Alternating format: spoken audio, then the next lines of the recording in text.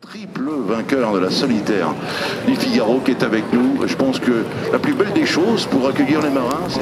Moi je suis déjà un peu dans ma course depuis hier et effectivement il me tarde d'être en mer tout seul sur mon bateau Charal.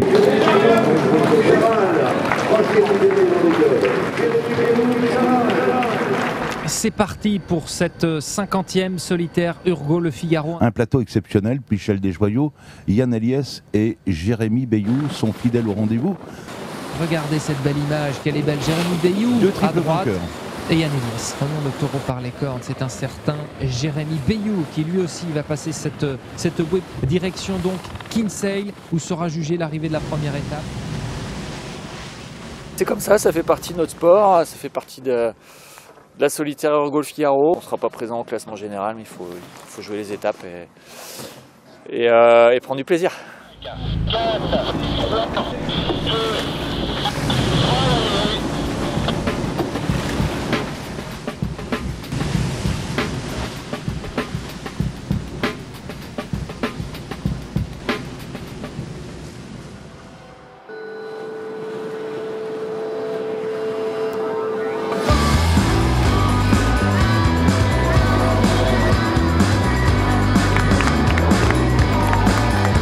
La dernière nuit, je me suis dit, tiens, il y a peut-être un contournement du DST casqué à faire là, et puis j'ai tenté le coup. Et c'est passé, ça permet de faire une jolie 5e place. J'ai malgré tout pris beaucoup de plaisir sur cette étape qui était une étape dure, à faire avancer le bateau mètre par mètre, et puis je suis enfin récompensé.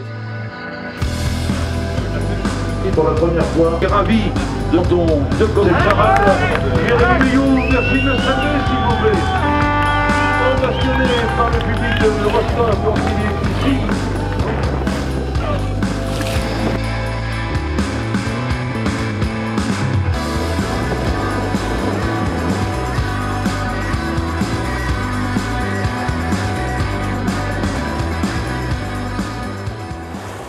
Il y a eu ce qu'on appelle un passage à niveau au contournement de l'île d'Aurigny. Le courant s'est inversé juste quand on est arrivé à l'île, qui nous a empêché de passer vraiment cette barrière, ce mur. Donc on est resté là toute la marée et ça a créé des écarts monstrueux. Comme d'habitude, j'ai tout donné sur l'eau, ça n'a pas payé, il n'y a pas la réussite en face, mais ça fait partie du sport. Il faut être capable de ravaler un petit peu son orgueil et de se dire que ça sourira dans les prochaines étapes ou dans les prochaines courses. De toute façon, c'est la bonne dynamique. Ben Morlaix sous ses vraies couleurs là.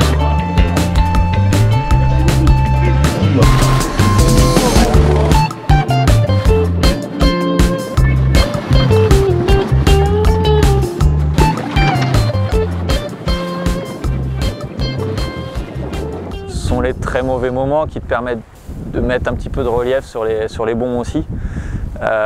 Si tout était facile, tu n'apprécierais pas les bons moments et les bonnes performances.